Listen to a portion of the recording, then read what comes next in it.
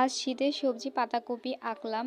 এখানে আমি প্রথমে পাতাকপিটি পেন্সিল দিয়ে স্কেচ করে নিয়েছিলাম। পাতাকপি লাইট গ্রিন কালার হয়, যেটিকে আমি কচি পাতা কালার বলি। প্রথমে আমি পাতাকপিতে ওই লাইট গ্রিন কালারটাই করে নিয়েছি।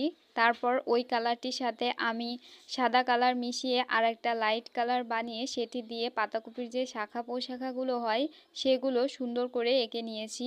কিছু কিছু জায়গায় আলো পড়েছে বোঝাতে ওই লাইট কালারটা আমি একটু বেশি বেশি ঘন করেই করে নিয়েছি।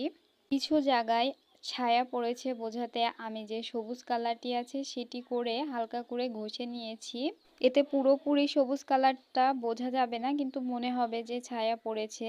এরপর বাইরে যে অংশটুকু আছে তাতে আমি ব্ল্যাক কালার করে নিয়েছি। এটি হচ্ছে সম্পূর্ণ বাইরেরই একটা অংশ ছায়া পড়েছে সেরকম বোঝানোর জন্য। এই তো ছবি আঁকা কমপ্লিট। আপনারা কারা পাতাকপি ভালোবাসেন অবশ্যই জানাবেন। আমার কিন্তু একদমই পছন্দ হয় না।